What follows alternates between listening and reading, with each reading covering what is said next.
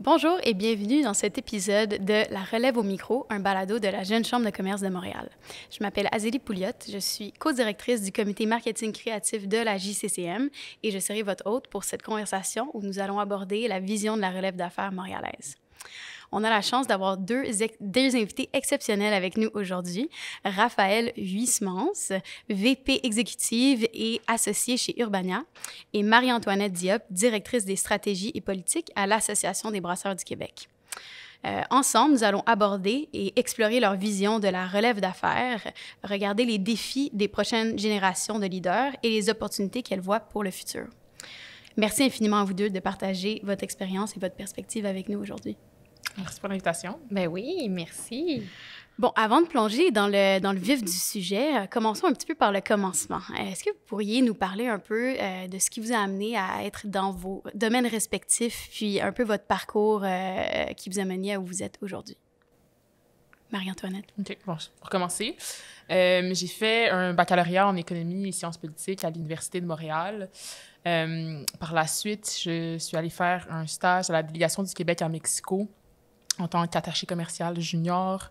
Donc ça a été une super belle expérience pour moi au niveau international. Quand j'ai fini ça, je cherchais de nouveaux défis, je cherchais quelque chose d'un peu peut-être plus niche, direct dans une industrie seulement, après avoir touché à autant d'industries avec la délégation. Puis je suis tombée sur une offre d'emploi à l'ABQ, qu'on appelle l'Association des brasseurs du Québec. Puis ça rejoignait vraiment le type de défi que je voulais avoir. C'était un peu plus avancé dans la carrière que qu'est-ce que j'imaginais au début, mais je suis tombée dans une super belle équipe. Donc, c'est ce qui m'a amenée à l'ABQ. Ah, c'est super. Merci d'avoir partagé ce parcours-là avec nous. C'est sinueux, mais ça t'amène exactement où est-ce que tu souhaites être en ce moment. Puis Raphaël? Ben le mien est vraiment moins sinueux. Moi, j'ai toujours été intéressée par la culture, par les médias, par la créativité. Fait que j'ai fait un DEC en cinéma au cégep, puis je suis rentrée en stratégie de production culturelle et médiatique, qui est un programme de communication à l'UQAM. Parce que je me rendais compte que j'étais vraiment plus à l'aise dans l'organisation, dans des productions culturelles que de les faire et d'être sur le terrain. Fait que j'ai commencé mon bac, puis assez rapidement, je me suis dit que tout ce qui était numérique, interactif m'intéressait particulièrement. C'est mon petit côté geek.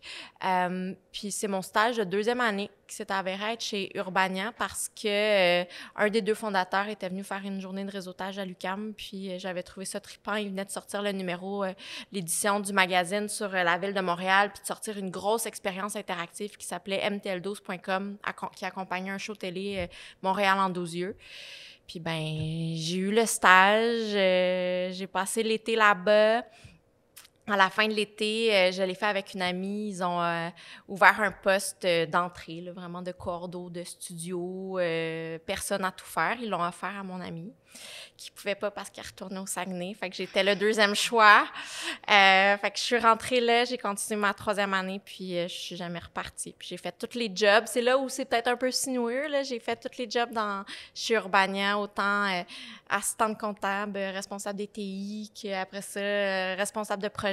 J'ai produit beaucoup d'expériences interactives, de shows télé. Puis en 2015, je suis devenue associée puis VP exécutive.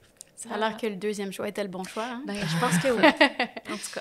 Ben, on a la chance d'avoir quand même des profils puis des backgrounds assez différents avec vous deux aujourd'hui. Je pense que ça va faire une belle conversation puis d'avoir des perspectives différentes. Fait qu'encore, merci d'être là. Puis j'aimerais commencer un peu à parler de votre perspective de leader, puis comment vous transmettez vos valeurs à vos équipes puis vos organisations dans un monde où on accorde de plus en plus d'importance à la diversité, au bien-être au travail, à l'engagement sociétal dans un contexte professionnel. Comment est-ce que vous vous appropriez ces valeurs-là, puis comment est-ce que vous transmettez ça dans vos équipes à votre façon? Ben, je pense que la règle numéro 1, c'est de les incarner. Tu sais, t'as beau les écrire sur un mur, tes valeurs d'entreprise, si tu les incarnes pas puis que tu les vis pas à tous les jours, ben ça donne rien. Puis ça veut pas dire que t'es irréprochable puis que 100% de ton temps puis 100% de ta personnalité les incarne parfaitement, mais c'est au moins d'y aspirer. Puis nous, c'était un long processus avant de les nommer. Là. C'est comme en 2015, on s'est mis à lire des livres de business puis à se dire « Oh mon Dieu, il faut se faire des objectifs 3 ans! » puis avoir des valeurs et des missions. Puis c'est vraiment, on a sondé l'ensemble de l'équipe à l'époque pour dire pour eux, c'est quoi les valeurs qu'incarnait Urbania. Puis instinctivement, ça rejoignait vraiment celle auquel on avait pensé, mon associé et moi, le fondateur Philippe Lamar. Puis, depuis ce temps-là, on se pose la question à chaque année. Puis non, on y revient toujours. Puis ces valeurs-là, c'est la curiosité.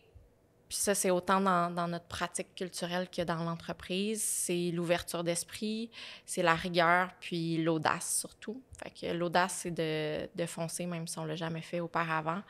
Puis ça, ben c'est ça. Mon associé et moi, on l'incarne particulièrement celle-là tous les jours. C'est incroyable. Puis, au jour le jour, là, on rentre vraiment dans le vif du sujet. Comment est-ce que vous vous assurez de, pas pour utiliser le mot renforcer, mais d'incarner, comme tu as mentionné ça, auprès des équipes? Bien, je pense que ça part d'abord par les embauches, là. Puis, tu sais, tous les gestionnaires au sein de notre équipe sont sensibilisés à ces valeurs-là. Puis, quand on fait des embauches, on s'assure que les personnes qu'on recrute les partagent aussi. Tu sais, un exemple par rapport à l'esprit d'équipe, quelqu'un qui travaille que pour soi, puis qui veut récolter tous les éloges, puis c'est tout le temps son idée qui a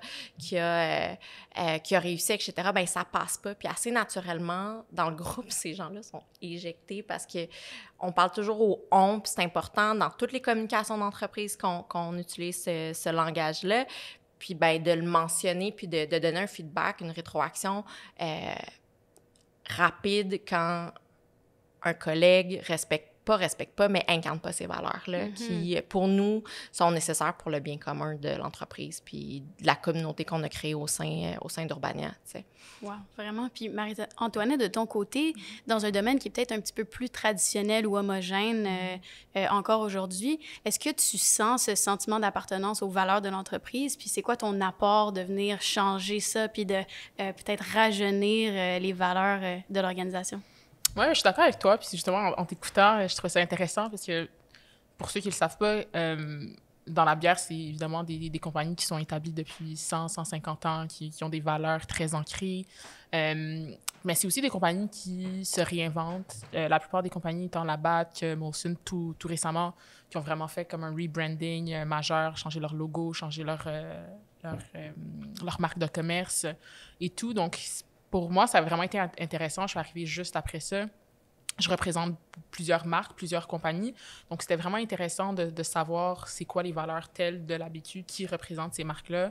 Je pense que la plus importante, c'est le respect. On est vraiment une petite équipe. Donc, je te dirais que c'était la première valeur qui incarne. Donc, ça serait le respect des autres, le respect de l'environnement. On peut rentrer après ça dans le développement durable, évidemment. La bière, ça crée des déchets. On parle des routes de transport. Donc, qu'est-ce qu'on peut faire pour s'améliorer? Donc, respecter le développement durable, respecter ce qui nous a été légué. La famille Molson, ça a toujours été une famille super impliquée aussi dans sa communauté. Donc, à travers ça, participer à des événements pour s'assurer que tout le monde soit vraiment, si tu veux venir réaffirmer vraiment les valeurs qui sont présentes. Donc, pour nous, ça passe par ça. Puis, puisqu'on est vraiment petite équipe à l'habitude, la communication se fait tellement facilement que c'est difficile d'avoir de la mauvaise communication, je dirais. Donc, peut-être qu'on n'a pas des valeurs qui sont définies, qu'on va dire strictement, mais on est toujours capable de s'exprimer, puis de définir, puis de vraiment mettre des balises sur qu'est-ce qui est important pour nous. Pendant mon entrevue, je trouve que ça a été une entrevue très humaine quand j'appliquais pour cette job-là. Donc, c'est vraiment ça qui m'a attirée, vraiment. Donc, ouais, je dirais que c'est comme ça que j'arrive à le faire. Peut-être qu'on devrait définir des valeurs, finalement, mais... Ça va venir. Ben, déjà, respect, communication ouverte, transparence, c'est déjà... Ça sonne comme des valeurs de base assez importantes. Ouais. 100%. Donc, on est une petite équipe, donc, pour moi, le respect et la communication, c'est vraiment le plus important qui était à être là, puis c'est là. Donc, Puis je vais rebondir un peu sur ce que tu as mentionné sur les valeurs et les engagements environnementaux puis sociétals. Je sais que tu as fait partie d'une cohorte de génération d'impact, une première pour Fondation puis la JCCM l'année passée, puis que tu as entrepris un projet d'envergure à travers ça. Donc, pourrais-tu nous parler un petit peu de comment ça s'est passé au sein de ton organisation? Est-ce que tu as pu identifier des alliés importants qui t'ont supporté à travers ça? Ou au contraire, est-ce que tu as eu des défis qui seraient intéressants pour nos auditeurs qui souhaitent peut-être être des entrepreneurs au sein de leur organisation? Oui, d'ailleurs, je dois le dire, ça a été une super belle opportunité, Génération d'Impact. Là, j'ai vu récemment sur les réseaux sociaux qui recrutaient. Donc, si ça tombe avant le recrutement, je le recommande. Mais, mis à part, non, pour le projet, au début, c'était difficile, autant dans l'élaboration de qu'est-ce que je voulais faire pour mon projet d'impact au sein de mon entreprise. C'était assez récent aussi que je venais de joindre l'entreprise, donc c'était comment est-ce que je voulais faire, qui est-ce que je voulais approcher, comment le faire de la bonne façon pour assurer comme une pérennité du projet et de mon emploi, là, si on veut se le dire. Ça a pris un certain temps. Je pense j'avais discuté avec certaines personnes pour établir ce que je voulais faire. Mais une fois que je l'ai fait, j'ai eu beaucoup d'aide et de personnes qui m'ont appuyé. On m'a même donné un cachet assez important pour mettre en place, élaborer, faire une recherche autant avec le gouvernement qu'avec des groupes parapublics avec qui on a travaillé pour mettre en place une recherche pour vraiment garder un contenant éco-responsable sur le marché. Donc, la bouteille de bière est utilisable jusqu'à 15 fois qu'on achète et qu'on lave. Donc, ça se passe super bien. La modernisation du système de consigne arrive le 1er novembre. Puis, on a vraiment hâte de voir les résultats que cette étude va avoir en temps réel. Donc, c'est ça. Ça a été un super beau projet. Ça continue à avoir lieu. On a des rencontres avec le gouvernement à chaque mois pour discuter de ce contenant. Puis, ça a vraiment fait des beaux résultats. Et j'ai vraiment hâte de voir au long terme ce que ça va faire. Là, on regarde sur le 5 ans, 10 ans, le nombre de contenants qui sont au marché. S'il y en a d'autres qui vont se rajouter, il y a d'autres industries qui ont été intéressées par notre contenant, que ce soit les embouteilleurs de vin, les embouteilleurs laitiers également, qui se tournent du plastique vers le verre. Donc, ça va être un super beau projet. Wow! C'est tellement positif aussi que tu aies du support à l'interne pour mener ça à terme. Puis c'est définitivement de quoi être fier. Là. Bravo Merci. À vous.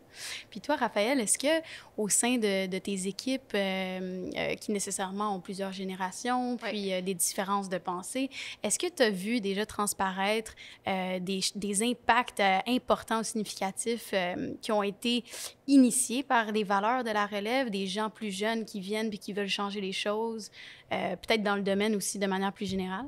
Ben, tous les jours, dans le sens que, tu sais, ça fait 15 ans là, que je suis chez Urbania, fait que on est passé par, premièrement, toutes les tailles d'entreprise. Puis le média, le contenu qu'on produit puis qu'on diffuse, notre ligne éditoriale, notre programmation éditoriale a évolué avec le temps. Puis c'est sûr que, tu sais, nous, notre cœur de cible, c'est les 25-44 ans, là, le core. Fait que puis le média lui-même a 20 ans. Donc, ça fait 20 ans qu'il faut embaucher toujours des gens un petit peu plus jeunes si on veut s'adresser à cette génération-là, à ce cœur de cible-là. Fait que c'est sûr que au départ, quand Phil a fondé le magazine, il l'a fait parce qu'il avait juste envie d'avoir un projet, raconter les histoires que ça lui tentait avec sa blonde puis ses amis de gars, tu sais. Mais maintenant, là, c'est nos collègues de 23 ans qui proposent des angles éditoriaux, qui nous amènent des histoires auxquelles on n'avait pas pensé, puis on parlait d'ouverture d'esprit puis de curiosité tout à l'heure en tant que valeur. Ben même si je suis pas d'accord ou d'autres de mes collègues sont pas nécessairement d'accord avec le propos d'un contenu, ben c'est notre job d'avoir l'ouverture d'esprit, d'écouter, de garder les oreilles grandes ouvertes à ce que nos collègues qui ont des opinions différentes ont à dire, puis leur vision du monde, leur perspective. Fait que, tu sais, notre métier, c'est de faire ça. Fait qu'on n'a pas le choix d'être comme ça à l'interne. C'est pas facile tous les jours, là. Ça peut être confrontant. Mais dans les manières de faire, dans nos manières de collaborer, puis tu sais, ça fait... ça fait, c'est ça, 15 ans que notre culture, c'est de se dire que même si on est les patrons, on est parlable, on peut nous remettre en question, on peut nous dire qu'ils ne sont pas d'accord avec les décisions qu'on prend, puis on essaye, en tout cas, le plus souvent possible de garder l'oreille ouverte, puis des fois, ça me fait chier. Puis je voudrais qu'on arrête de me remettre en question pour que ça aille plus vite, mais c'est ma faute. C'est ça la beauté quand même. C'est ça, exactement. Ouais. Mais dans 99% du temps, je trouve ça cool que ça soit des vrais échanges. Puis, tu sais, une de mes valeurs personnelles auxquelles je crois profondément, c'est celle du co-mentorship, tu sais, le co-mentorat. C'est que j'ai des collègues qui ont 25 ans de plus que moi, qui ont une expérience exceptionnelle, qui ont plein de choses à nous apprendre, à apprendre à mes collègues plus jeunes aussi, et vice-versa. J'ai des collègues qui sont beaucoup plus jeunes que moi, qui me montrent tous les jours. Puis pas juste le cliché de hier, je demandais à ma collègue comment je fais pour enlever mes handles sur ma stories Instagram pour pas qu'on les voit. Tu sais, c'est super niaiseux, mais pas juste des trucs techno, tout con, mais des trucs de valeurs, de tendances de société aussi qui me touchent peut-être un peu moins. Puis je pense que cet échange-là de point de vue, de perspective, de connaissances et d'expertise, ben c'est ça qui fait qu'une entreprise peut durer dans le temps. Mm-hmm. Certainement, puis je pense que c'est un super bon point, l'aspect co-développement, mentorat, c'est souvent peut-être une maladresse de la jeunesse de venir dans une nouvelle entreprise, puis avoir les idées, puis l'énergie, ce qui est excellent, mais des fois de penser qu'on a tout le temps la bonne réponse, tu sais. Puis il y a des gens qui sont là depuis beaucoup plus longtemps, qui ont plein de choses à offrir, plein de connaissances, puis c'est tout à l'avantage de la relève de prendre ce qu'ils ont à offrir. Fait que je pense que c'est un super bon point que tu amènes. Puis on parle de plus en plus de jeunes qui essaient de se réorienter dans des entreprises qui partagent peut-être un petit peu plus leurs valeurs personnelles. Puis, par rapport à ça, des fois, on se questionne, est-ce que c'est irréaliste peut-être de venir rallier toutes les valeurs, toutes les priorités avec les entreprises, ou est-ce que des fois, on pourrait venir complémenter ça avec des implications à l'extérieur de l'entreprise? Puis, les deux, vous êtes impliqués dans des conseils d'administration dans l'art et la culture montréalaise. Donc, j'aimerais ça avoir un petit peu votre historique et pourquoi vous avez décidé de vous impliquer au sein de ces conseils-là. Puis aussi de parler un peu de votre perspective sur ce phénomène un peu de gens qui essaient de rallier leurs valeurs avec leur travail. Oui. Bien, comme je l'ai mentionné tout à l'heure, on est vraiment une petite équipe avec mon emploi. Donc, je cherchais vraiment à rencontrer plus de personnes de mon âge, de différents milieux, que je n'ai pas nécessairement la chance de faire avec mon emploi. Donc, je me suis joint à 2 conseils d'administration. Donc, un étant Fort Jeunesse. Donc là, c'est vraiment au niveau politique, mais avec des gens qui ont mon âge. Donc, défendre les intérêts de la jeunesse avec le gouvernement provincial.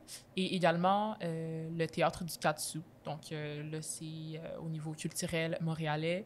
J'ai vraiment grandi aux portes du quartier des spectacles. Mm-hmm. Donc, Jeanne-Mance, c'est Prince-Arthur.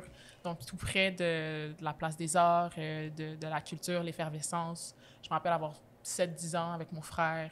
On se promenait tous les deux dans les grands boulevards de Saint-Laurent, puis on faisait juste marcher de Maine, puis tu découvrais, la rue était fermée aux piétons. Donc, tout ça avec une amie dont sa mère était metteuse en scène. Donc, toujours aller voir des spectacles, être sensibilisé à la culture montréalaise, découvrir la culture, tout ce que ça offrait dans la diversité de voix qu'on avait.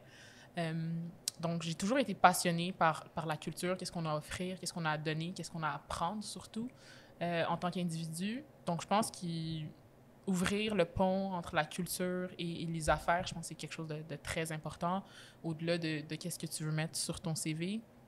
Puis je pense qu'il y a vraiment plus de ponts qui devraient être tissés. Puis je pense qu'il devrait aussi avoir une démocratisation de l'art et de l'accessibilité à l'art, vraiment, au Québec. Puis il y a de plus en plus d'initiatives, que ce soit des théâtres, les musées, qui veulent rendre ça gratuit, accessible, qui offrent des partenariats aux gens plus défavorisés, aux gens plus jeunes. Donc pour moi, vraiment, le théâtre du Katsu, ça a été comme c'était mon théâtre de quartier déjà, c'est à 5 minutes de chez moi. Puis justement, au cégep, on était parti voir une pièce absolument formidable au théâtre du Katsu C'est un théâtre qui remet en question le statu quo beaucoup, beaucoup, qui se permet de prendre des pièces de théâtre et des artistes qui ne vont pas nécessairement être au TNM ou au Théâtre du Rideau Vert ou à l'Usine C, qui sont plus communs. Donc, je trouve ça vraiment intéressant. C'est un théâtre qui me rejoignait avec un conseil d'administration vraiment impressionnant, des gens talentueux, des gens de parcours différents. Donc, pour moi, c'est ça qui m'a vraiment attirée à se rejoindre, puis tisser des liens, comme tu l'as dit, entre l'art, qui a toujours été quelque chose présent dans ma vie, mais évidemment, une fois que tu rentres sur le marché du travail, il faut que tu choisisses où tu mets tes œufs. Est-ce qu'il faut choisir?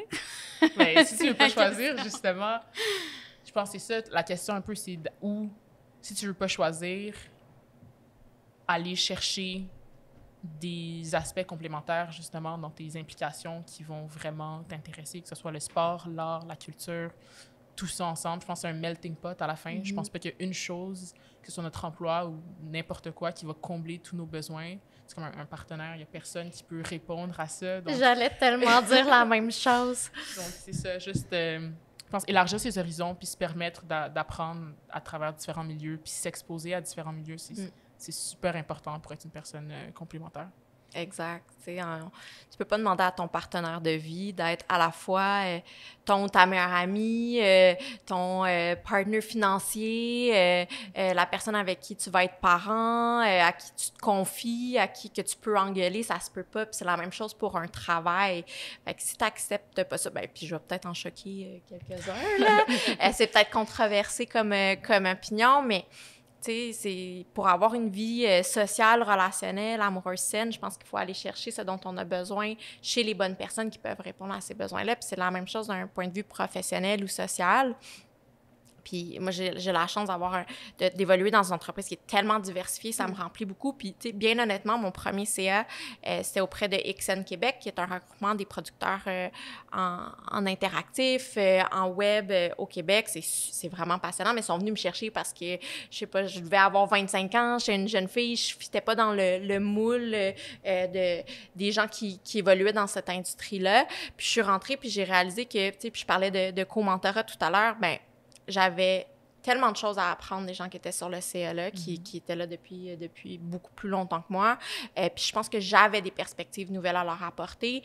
Puis au fil du temps, ben j'ai migré vers le CA de MUTEC, qui est le festival et l'organisation qui fait la promotion des artistes en musique électronique, mais en créativité interactive aussi. Qui va célébrer ses 25 ans. C'était une question pour mon quiz! Merde! Bon, ben tu vois, je connais mon organisation. Puis ça doit faire, c'est ça, 5-6 ans que je suis sur le CA. Je suis devenue présidente il y a 3 ans. Puis c'est ça, il y a des gens de milieu politique, il y a des gens du jeu vidéo, il y a des gens, il y a des avocats, puis j'adore cette espèce tous ces backgrounds-là mis ensemble.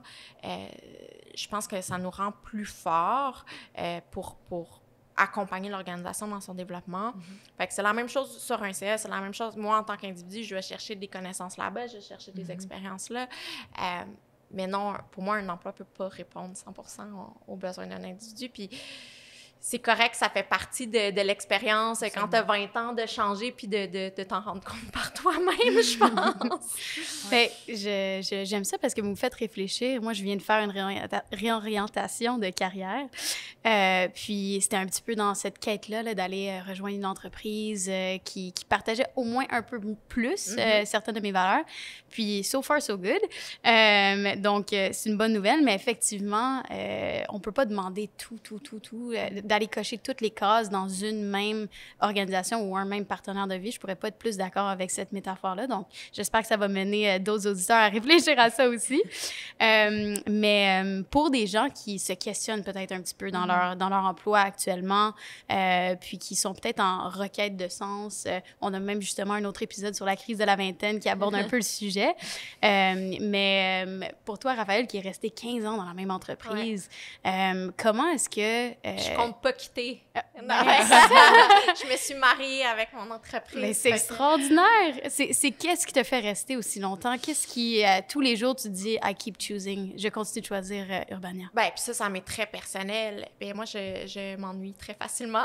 Fait que c'est ça, je carbure vraiment au défi. Fait que tant que mon quotidien est constamment composé de choses nouvelles, de choses que j'ai jamais faites, d'enjeux à aborder, à essayer de trouver des solutions, ben je vais être heureuse. Puis, tu sais, en fait, ce qui m'a fait rester là, c'est cliché, mais c'est ça, c'est mon partner qui me fait confiance, peut-être un peu trop aveugle. Ben, en tout cas, si c'était problématique, on s'en serait déjà rendu compte après 15 ans, mais qui est toujours là. Si je pose des questions, puis c'est cette espèce de dynamique extrêmement saine entre nous deux extrêmement stimulante qui fait en sorte que je suis là, puis la chance de... Puis ça, je pense que c'est notre plus grande qualité à toutes les deux, notre plus grande expertise, c'est de choisir, ben c'est de bien s'entourer puis d'avoir choisi des collègues exceptionnels avec le temps, puis ça fait en sorte que je suis stimulée à tous les jours, puis je crois profondément à la mission qu'on s'est donnée, qui est de divertir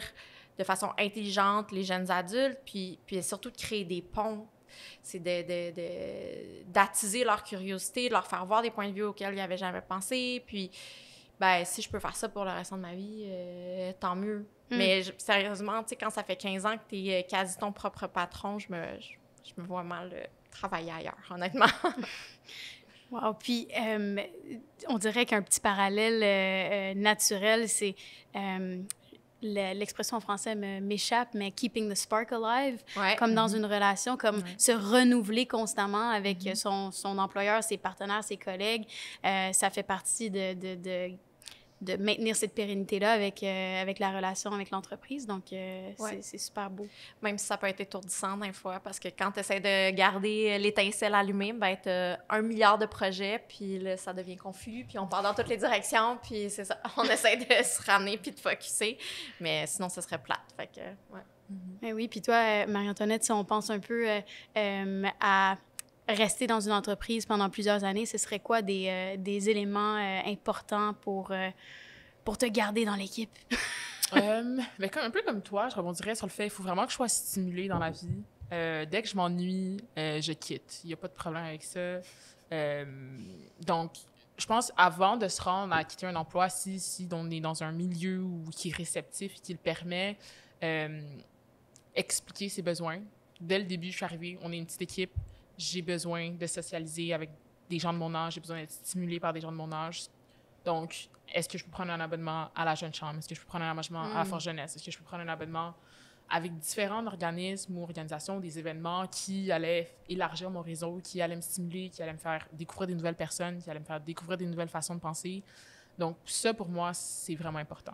La force de ton réseau qui se fait à l'intérieur du travail, à l'extérieur du travail. Donc, pour moi, ça, c'est quelque chose qui va conjointement avec le travail. Donc, un employeur qui va te permettre de grandir personnellement et professionnellement, ça doit aller main en main, selon moi. Mais moi, ce que je trouve extraordinaire, c'est que tu l'as exprimé à ton employeur, puis il y a tellement de gens qui ne l'expriment pas, puis tu sais, en tant que patron, tu le sais pas, tu peux pas deviner. Absolument. Puis tu sais, t'es arrivé avec même ton projet d'impact, tu te l'as généré toi-même, ta stimulation, c'est quand même exceptionnel. Tu es un peu une employée de rêve, en fait.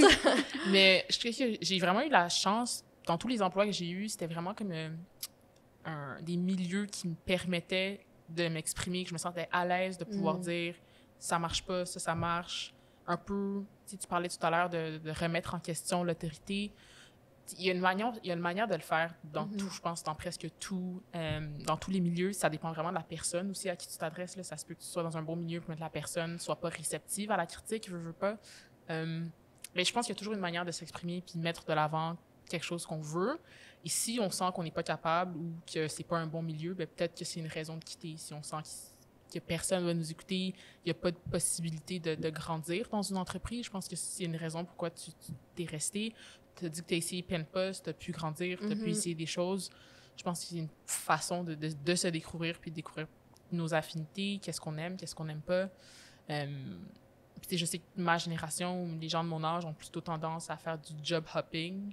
Ça fait encore très récent quand même que je suis dans ma job, mais je pense que c'est essayer de se stimuler, créer des nouvelles richesses personnelles, puis se développer, qui est aussi une manière de faire que je respecte beaucoup, puis on ne sait jamais l'avenir, là. Mais je trouve ça vraiment intéressant de la manière dont on peut se créer soi-même de l'engouement au travail, des objectifs différents, puis ça change. J'ai des comme rencontres avec mon employeur et mon patron assez régulièrement, où on fait des échanges, on est comme « OK, ça marche pas. Ah, les 2 dernières semaines pour moi, ça marchait pas. Je trouvais ça vraiment difficile. J'ai eu ça qui se passait au niveau personnel. » Ou dépendamment à quel point tu es à l'aise, tu te sens prête à t'ouvrir puis être autant réceptive que de donner. Je pense que ça pourrait être quelque chose de super intéressant. Puis Raphaël, tu l'as mentionné tout à l'heure, l'importance d'avoir cet espace où on peut communiquer ces désirs-là à nos patrons, à nos employeurs. Comment est-ce qu'on peut, en tant que gestionnaire, puis en tant qu'employé, faciliter cet échange-là? Puis à quel point c'est important pour justement rester sur le long terme dans une entreprise, d'avoir ce canal de communication pour la croissance personnelle et professionnelle?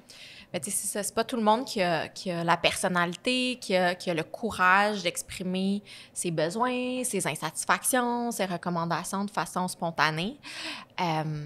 Fait que, tu sais, c'est bien cliché, là, c'est vraiment management one-on-one, mais je pense qu'en tant que gestionnaire, c'est de créer ces occasions-là de façon régulière. Tu sais, c'est pas une fois par année à l'évaluation annuelle. Ouais, puis ça, il y a des gens qui en font même pas d'évaluation annuelle. Fait que c'est de créer ces rencontres-là. Est-ce que c'est hebdo, ces one-on-one-là? Est-ce que c'est bi-hebdo? Puis, tu sais, en tant que gestionnaire aussi, si tu as du feedback à donner, ben il faut que tu acceptes d'en recevoir. Puis comme les gens, surtout plus jeunes, ben de toutes les générations, en fait, tu sais, c'est quand même intimidant de donner du feedback à ton gestionnaire, à ton supérieur. Ben je pense que c'est notre devoir d'ouvrir la porte, de constamment demander qu'est-ce que je peux faire mieux, est-ce qu'il y a des choses qui te ralentissent dans ton travail. Moi, j'ai trouvé, tu sais, des fois, hey, j'ai été trop rapide sur ce coup-là, je pense que j'ai pas été claire, puis ça a l'air cucu, là, mais c'est ça, c'est de se mettre soi-même en état de vulnérabilité pour que l'autre personne se sente à l'aise de le faire, tu sais.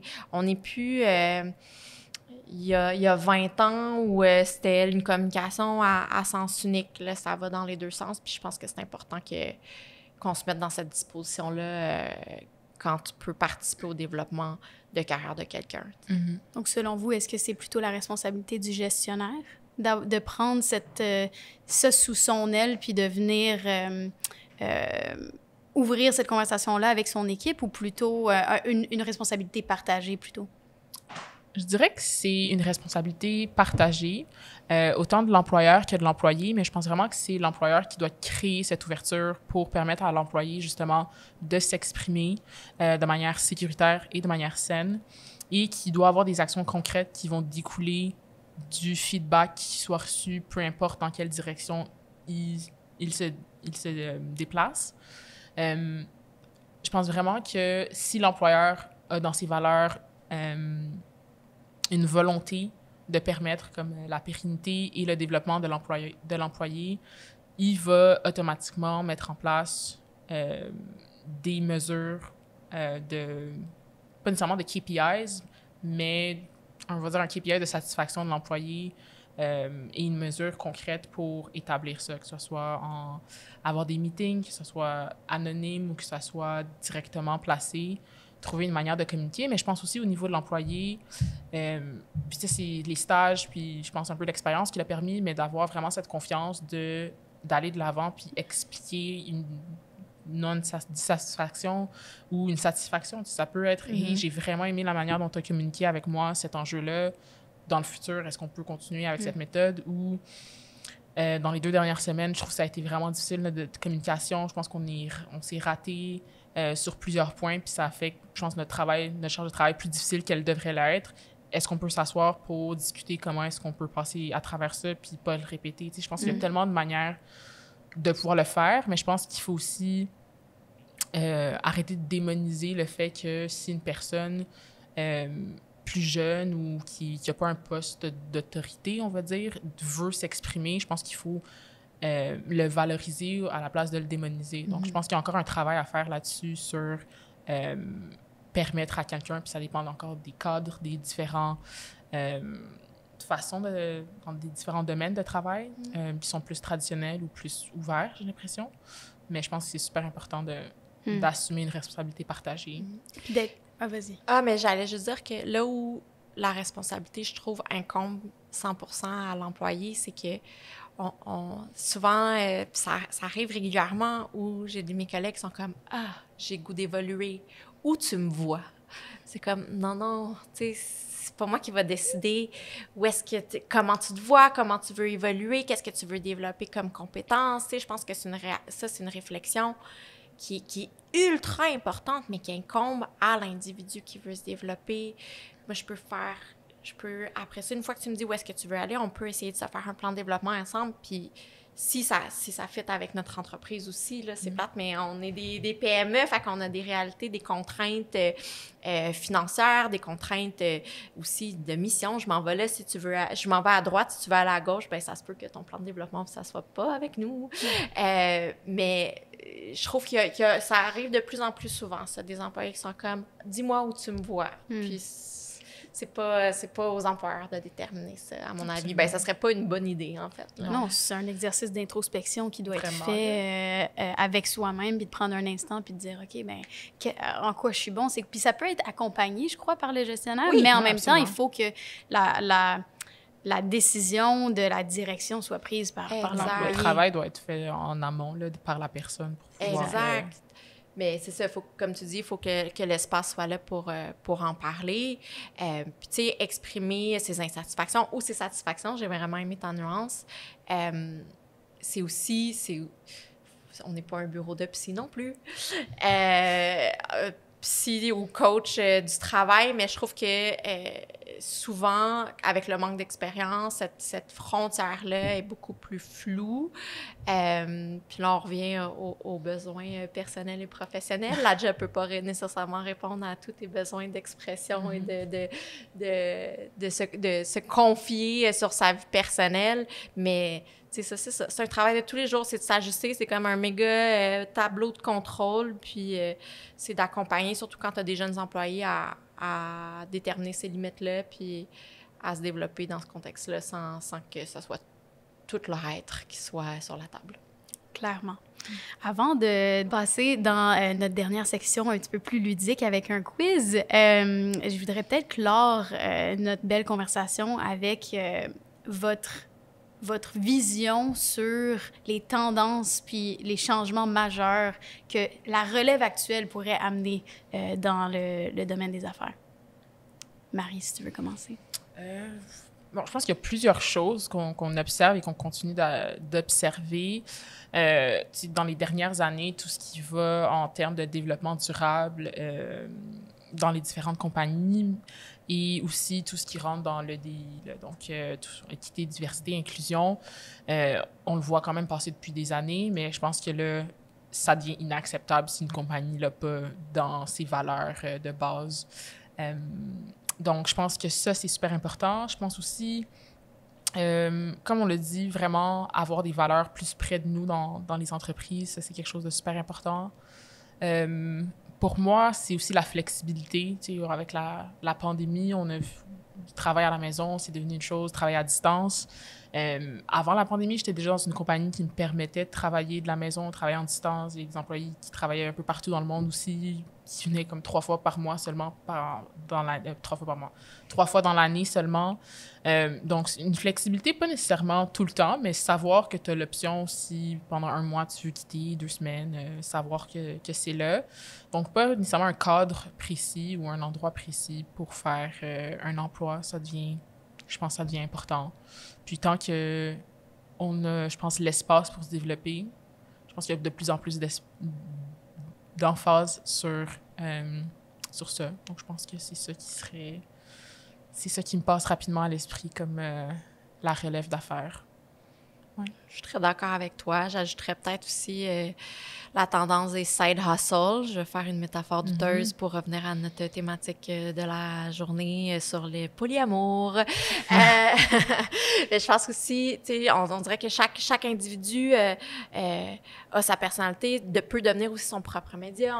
C'est créateur de contenu, influenceur, on a des projets sur le côté, c'est facile de se partir sa petite business. Fait que j'ai l'impression qu'en tant qu'employeur, on va de plus en plus avoir à conjuguer avec des collègues pour qui on n'est pas la priorité numéro 1 ou qui a d'autres priorités dans leur vie d'un point de vue professionnel. C'est pas du tout une mauvaise chose. En fait, on peut conjuguer tout ça.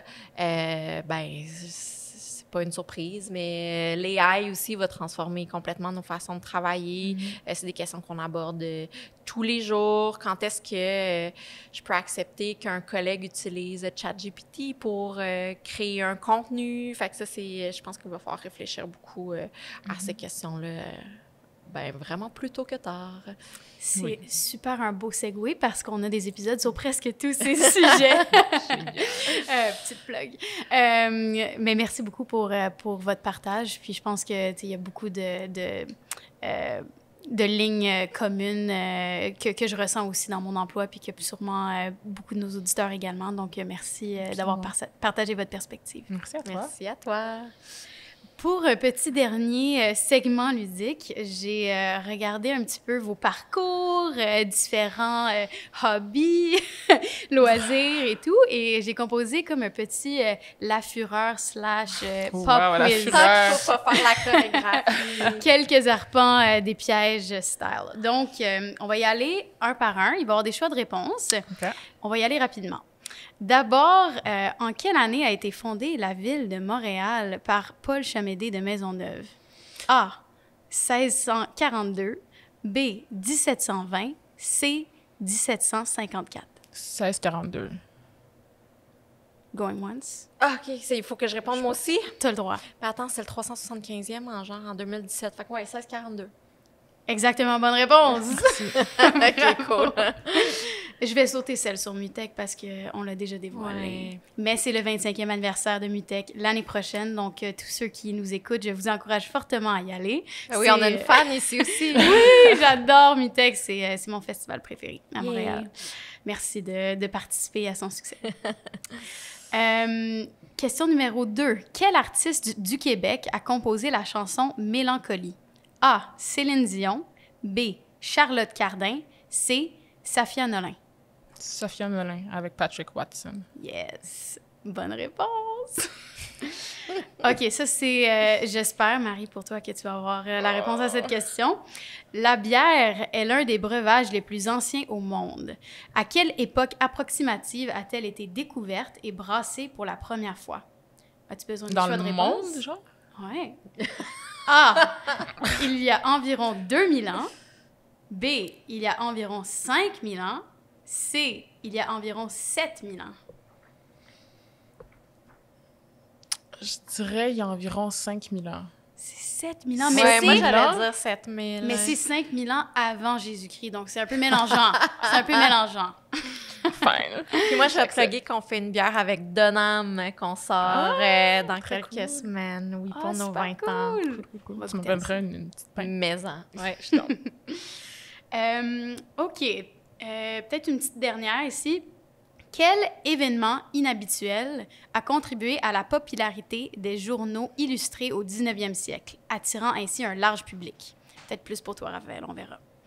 A. L'apparition des publicités colorées. B. L'invention du télégraphe. Et C. La publication des gravures de crimes et de catastrophes.